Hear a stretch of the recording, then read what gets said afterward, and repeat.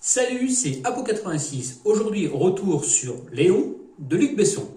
Alors, vous voulez tout savoir sur ce film? Rendez-vous après ceci.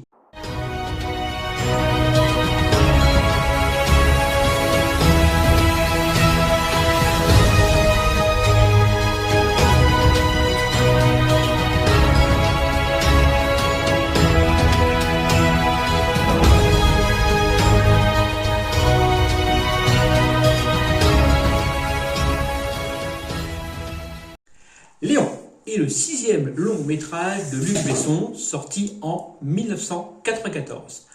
À l'époque, le réalisateur est au summum de son art, après le succès de Nikita, et ce, malgré le fait que le milieu du cinéma ait boudé Le Grand Bleu et le très confidentiel Atlantis. Le rêve de Besson, à l'époque, avec ce sixième film, c'est trouver assez d'argent pour tourner un film de science-fiction qu'il a dans les tiroirs. Vous l'avez compris, il s'agit du cinquième élément, film sur lequel je reviendrai sûrement plus tard.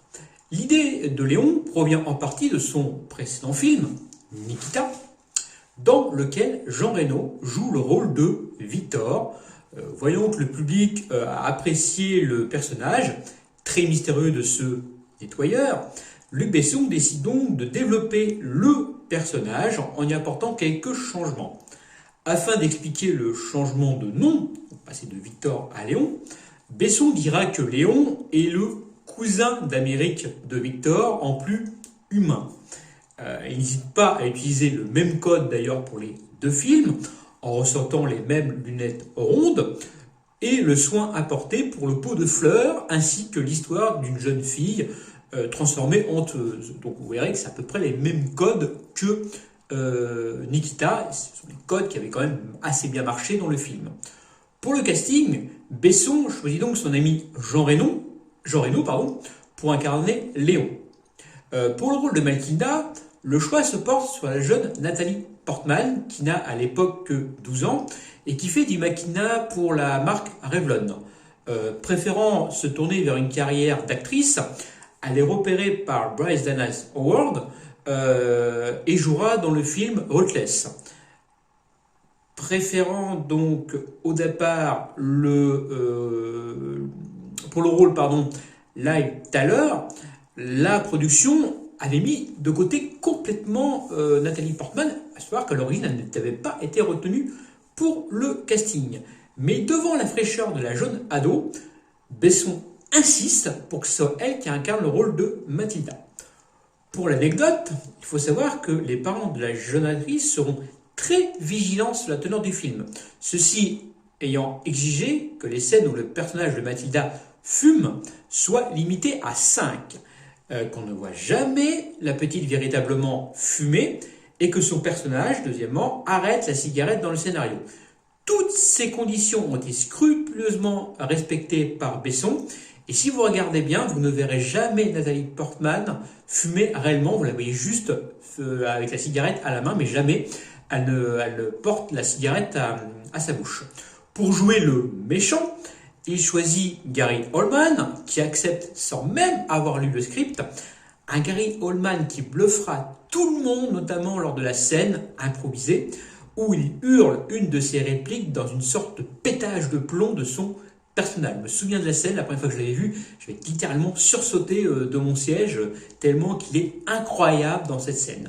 16 millions de dollars sont mis sur la table, et l'équipe prend la direction de New York pour toutes les scènes extérieures, puis reviendra en France, dans les studios d'Épinay-sur-Seine, pour tout ce qui est scène intérieure. Pour l'anecdote, sachez qu'un vrai braquage a eu lieu près du tournage et que le braqueur se rendra au faux policier figurant, croyant que c'était une vraie scène d'intervention de la police new-yorkaise. Et ensuite, certaines scènes sont également tournées à l'hôtel Chelsea à Manhattan. Je crois que c'est juste des plans extérieurs de mémoire, puisque le Chelsea Hotel sert en fait de décor extérieur au niveau de là où habiterait Léon, ou là où serait l'appartement de Léon.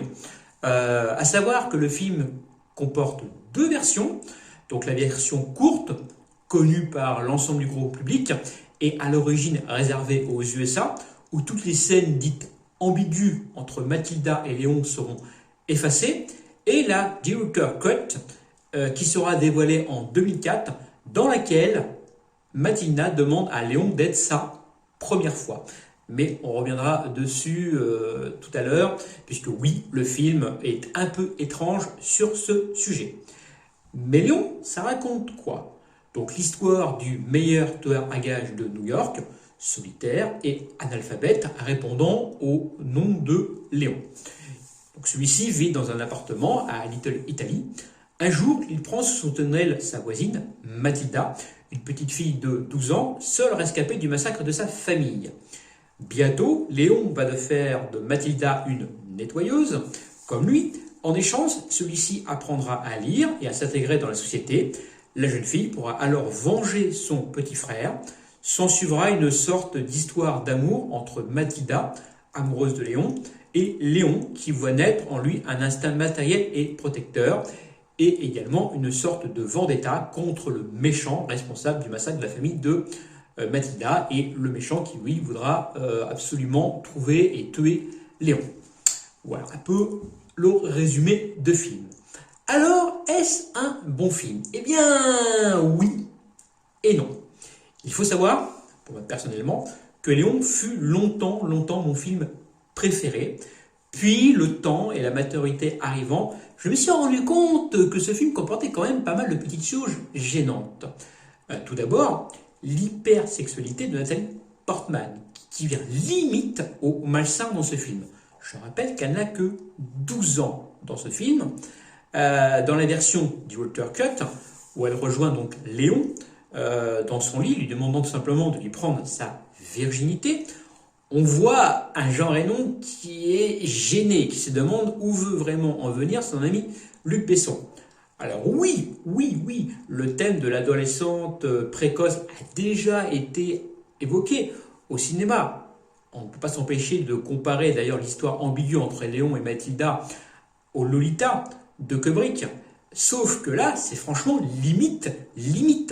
Et quand on connaît le penchant de Besson pour les jeunes filles, on se demande pas s'il n'a pas transposé son fantasme de coucher avec Nathalie Portman dans certaines scènes.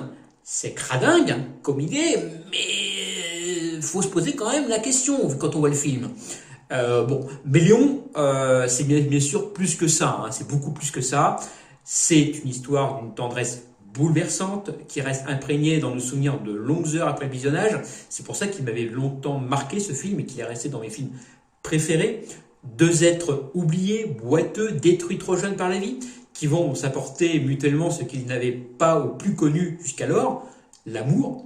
Car Léon est avant tout une histoire intimiste, plus qu'un film d'action, oui. L'évolution du personnage de Léon, tueur froid, sans personnalité et sans âme, qui deviendra donc le mentor puis le protecteur de Matilda, est tout simplement grandiose. C'est la meilleure pour moi progression de personnage que j'ai pu voir au cinéma, il y en a d'autres, et franchement cette progression de personnage est tout simplement super bien faite, et là je dis bravo Besson. Le scénario est fluide, même si on pourrait lui reprocher d'être très linéaire, pas de grandes révélations, pas de retournement de situation, pas de folie finalement dans ce scénario, mais il est efficace et il marche. On pourrait donc dire qu'il y a une prise de risque dans le fond, mais pas dans la forme.